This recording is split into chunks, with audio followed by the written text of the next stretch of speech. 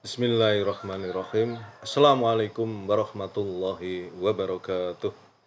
Alhamdulillah, alhamdulillahirabbil alamin wassalatu wassalamu asrofil anbiya wal mursalin sayyidina Muhammadin wa ala alihi washabbihi ajmain. Rabbi israh li sadri wa yassir li amri wahlul 'uqdatam min lisani yafqahu qawli. Halo teman-teman sekalian, apa kabar? Alhamdulillah kita berjumpa lagi di dunia maya dalam keadaan sehat walafiat. Dan oleh karena itu jangan pernah lupa untuk bersyukur kepada Allah atas segala karunia yang telah diberikan kepada kita, yang begitu banyak dan mustahil kita bisa menghitungnya. Di antaranya adalah karunia kesehatan, karunia kesempatan, karunia umur panjang yang barokah. Dan tentu karunia yang paling agung adalah karunia iman dan Islam. Karena dengan keduanya itulah kita akan selamat fit dunya wal akhirah. Dan selanjutnya mari kita bersolawat kepada uswatun hasanah kita, pemimpin kita, Baginda Rasulullah Muhammad sallallahu alaihi wasallam. Allahumma sholli ala sayyidina Muhammad wa ala ali sayyidina Muhammad. Teman-teman sekalian, pada kesempatan pagi ini saya alhamdulillah bisa kembali hadir kepada kalian untuk melanjutkan pembacaan buku Sirah Nabawiyah, kisah tentang perjalanan kehidupan Baginda Rasulullah Muhammad sallallahu alaihi wasallam. Dan pagi ini kita memasuki bab tentang perintah melaksanakan dakwah kepada Allah dan materi dakwahnya sendiri. Nabi SAW mendapat berbagai macam perintah dalam firman Allah Subhanahu wa taala. A'udzubillahi minasyaitonirrajim. Ya ayyuhal mudassir kum fa'anzir wa rabbaka fakabbir wa siyabaka fatahhir warrujza fahjur fala tamnun taksur walirabbika fasbir. Hai orang yang berkemul atau orang yang berselimut, bangunlah, lalu berilah peringatan, dan Tuhanmu agungkanlah, dan pakaianmu bersihkanlah, dan perbuatan dosa tinggalkanlah, dan janganlah kamu memberi dengan maksud memperoleh balasan yang lebih banyak, dan untuk memenuhi perintah Tuhanmu, bersabarlah. Surat Al-Mudassir 1-7. Nah, teman-teman sekalian, sahabat yang mulia, sekilas tampak hal di atas merupakan perintah yang sederhana dan mudah. Akan tetapi perkara ini hakikatnya mempunyai tujuan yang jauh, berpengaruh, sangat kuat dan nyata yang dapat dirinci sebagai berikut. 1. Tujuan pemberian peringatan agar tidak ada seorang pun yang menyalahi keridhaan Allah di dunia nyata ini, melainkan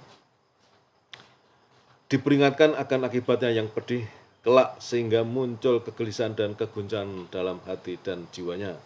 2. Tujuan pengagungan Rob agar tidak seorang pun yang menyombongkan diri di muka bumi, melainkan kekuatannya akan dimusnahkan, keadaannya dibalik secara total, sehingga tidak tersisa kebesaran di atas dunia ini kecuali kebesaran Allah. Yang ketiga, tujuan membersihkan pakaian dan meninggalkan perbuatan dosa agar kebersihan lahir dan batin benar-benar tercapai. Begitu pula dalam membersihkan jiwa dari segala noda dan kotoran hingga batas kesempurnaan yang mungkin diraih jiwa manusia di bawah naungan keteduhan rahmat Allah, penjagaannya, pemeliharaannya, hidayahnya, cahayanya, sehingga menjadi sosok yang paling ideal di tengah masyarakat manusia yang menarik bagi hati yang bersih, serta tetap turut merasakan karunia dan keagungannya bagi hati manusia yang menyimpang, sehingga perhatian dunia terpusatkan kepadanya, baik yang menerima maupun yang menentangnya. Yang keempat, tujuan larangan mengharapkan yang lebih banyak dari apa yang diberikan, agar seseorang tidak menganggap perbuatan dan usahanya sesuatu yang besar lagi hebat, tetapi senantiasa berbuat dan berbuat, dan mengerahkan lebih banyak upaya, pengorbanan, lalu dia melupakan semuanya. Bahkan dalam perasaannya, di hadapan Allah, dia tidak merasa telah berbuat dan berkorban. Yang kelima, dalam ayat yang terakhir terdapat isyarat tentang gangguan, siksaan, ejekan, dan olok-olok yang bakal dilakukan oleh orang-orang yang menentang, bahkan upaya mereka untuk membunuh beliau dan para sahabat serta penghancuran terhadap orang-orang mukmin di sekitar beliau.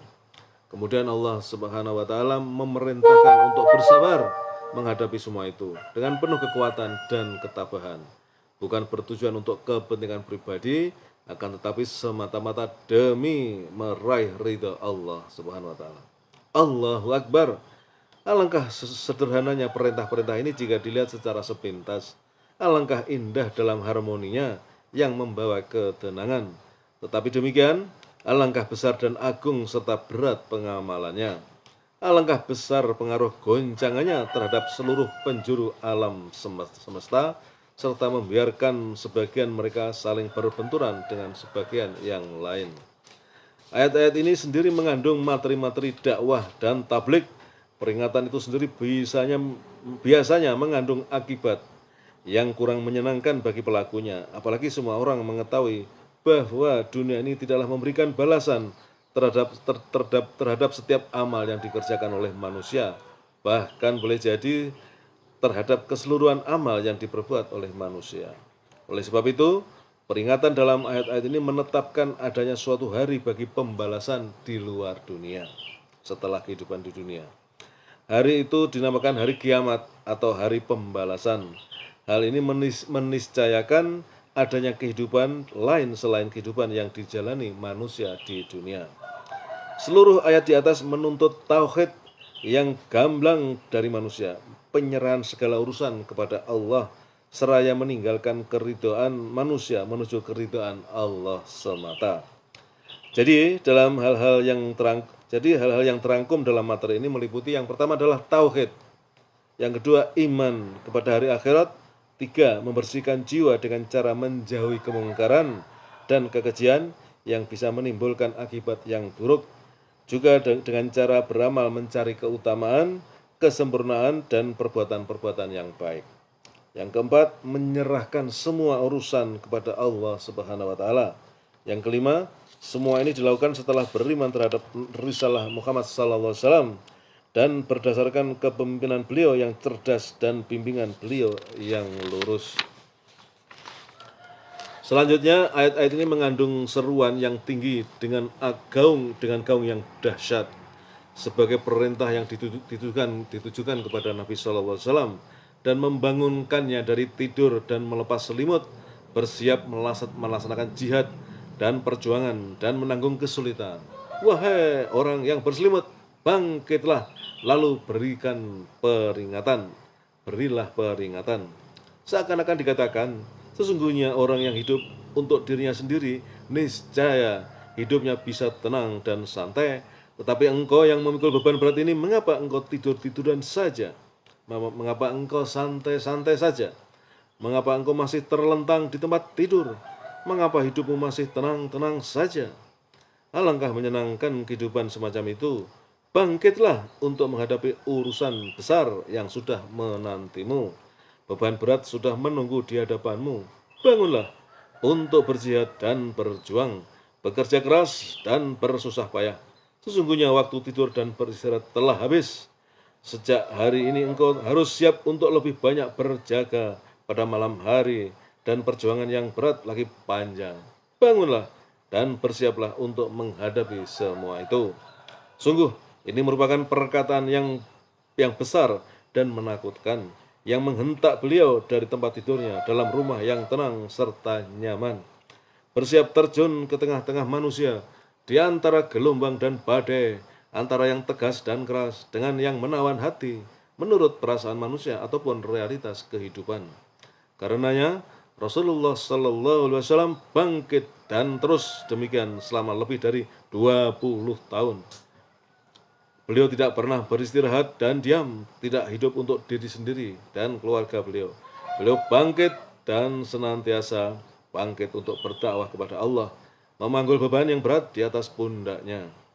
Tidak mengeluh dalam melaksanakan beban amanah yang besar di muka bumi ini, memikul semua beban kehidupan manusia, beban akidah, perjuangan dan jihad di berbagai medan kehidupan. Beliau hidup di medan perjuangan penuh kesungguhan secara terus-menerus selama lebih dari 20 tahun. Urusan demi urusan tiada henti selama masa itu, yaitu semenjak beliau mendengar seruan agung dan tinggi dan beliau mendapati beban yang menakutkan. Semoga Allah Subhanahu wa taala memberikan sebaik-baik pembalasan terhadap beliau atas jerih payahnya bagi kita dan manusia seluruhnya. Lembaran-lembaran yang kami sajikan berikut hanyalah semacam gambaran kecil dan sederhana. Ini komentar atau narasi dari penulis. Jadi pada bab ini diakhiri dengan kisah tentang bagaimana beliau sudah mendapatkan perintah dari Allah untuk berdakwah, ya. Jadi tadinya baru berupa pelajaran, ya, untuk membaca, dalam arti membaca semua fenomena kehidupan, ya, dalam surat Iqra itu, surat Iqra. Dan kemudian pada fase ini perintah untuk melaksanakan dakwah, dan ini perintah yang berat karena beliau adalah warasa khotamul anbiya, ya. Jadi nabi yang terakhir yang diutus untuk seluruh manusia.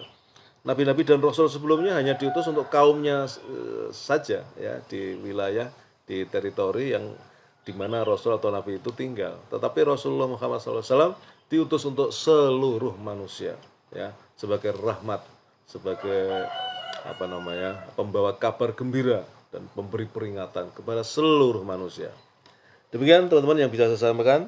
Besok kita lanjutkan periode dan fase dakwah, ya. Jadi yang pertama tadi semacam pengantar menuju ke pelaksanaan dari dakwah beliau itu sendiri.